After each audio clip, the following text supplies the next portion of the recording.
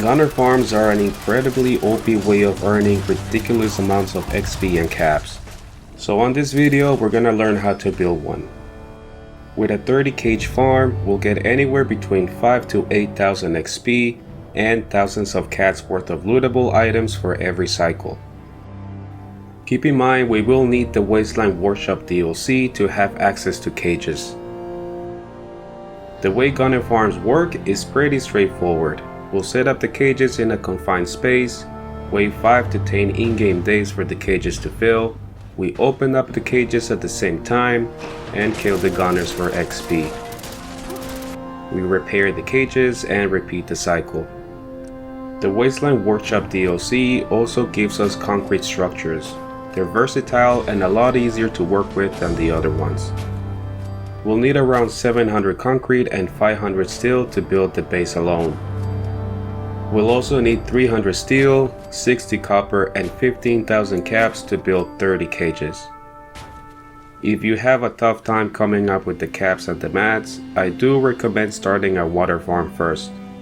I made an easy to follow guide on it and you can find the link in the description below. To make the farm less dangerous, we can also building on a large body of water like in Spectacle Island. NPCs can't shoot and swim at the same time, so when they fall in the water, they won't be able to shoot back at you. I'm building mine on land since I have my water farm here in Sanctuary Hills and I'm doing this on survival. In any case, we'll start with a floor base of 4x4 concrete foundations, which gives us just enough space to set up 10 gunner cages per floor. Adding the walls and leave enough space for a power door. Connect the power door to a switch and connect that to the power source. Now we will set up 5 cages on each side. Try putting them as close to each other as possible so there aren't any gaps for gunners to slip through. We want them all to fall in the middle of the base. We do need to leave some spare space on the corners in case the cages get bugged and need replacing. We can use the rug glitch to place them closer by putting down a rug and the cage on top of it. By selecting the rug, we bypass the cage's collision bugs for easier placement. Connect all the cages to one another. While the cages need to be supplied with power, it doesn't count against the settlement supply, kinda like indoor lighting, so they don't take up a lot of power. You can make do with a couple of small generators. One in front and maybe one in the back, just in case your settlement gets raided and one of the generators breaks, you have another one as a backup. We'll use the wire glitch to connect them through the walls. It's an easy glitch to pull off, so don't worry. Just put your crosshairs over the wire as close to the conduit as you can without putting the crosshairs over the conduit. Then click the attach wire button. Then put the crosshairs over the generator and click the attach wire button. Simple as that. For the second and third level, we'll use these concrete platforms so we have a gap for the running wires on top of the cages. We want to make sure we have this space in case our cages get bugged and we have the room to fix them. Set your cages and repeat the process. Now we'll consolidate all the wires into a conduit and connect that conduit to a switch to power on and off all the cages at once. Set up some staircases for roof access since this is where we'll be doing all the killing. If you're reaching the build limit in your settlement by now, you can use the weapon drop glitch to reduce it. Drop a bunch of weapons off your inventory, then go into workshop mode and store everything you dropped. Repeat as many times as you need. As I said earlier in the video, with this many cages we are gonna get over 1,000 pounds worth of loot for every cycle. For this we're gonna need local leader rank 2, which allows us to build stores in our settlements. Not only to sell junk, but to buy copper shipment materials for cage repairs. I'd also recommend the Cap Collector perk.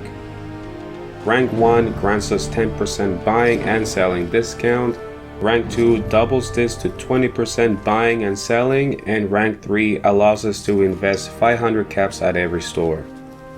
The investment is done once per store and it's permanent. vendors can hold more caps, allowing us to sell larger quantities of items. Now keep in mind, stores of the same type and tier within the same settlement share the same inventory and caps pool. If we build multiple general stores, for example, they will all share the same inventory of items and caps. If we buy an item on one general store, it will be removed from the inventory of all general stores in the same settlement. So just build one of each type. Stores will replenish their caps every 48 in-game hours. Unless you're running an Idiot Savant build, stack up as many points into the intellect stat as you can. We get an additional 3% XP for every intellect point invested. Even if we max out our intellect at 10, we can stack up more points with things like the Night Person perk, granting us 2 to 3 additional intellect points between 6 PM and 6 AM. Camps like Mentats and Berry Mentats gives us 2 and 5 intellect respectively. And the intellect Bubblehead at the Boston Library gives us 1 intellect point. We can also boost this stat with undergarments and legendary armor pieces with intellect on them.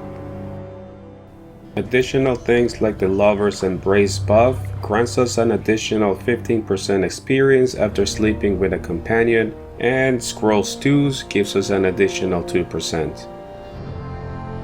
We want to maximize our XP output per cage cycle to make it all worthwhile.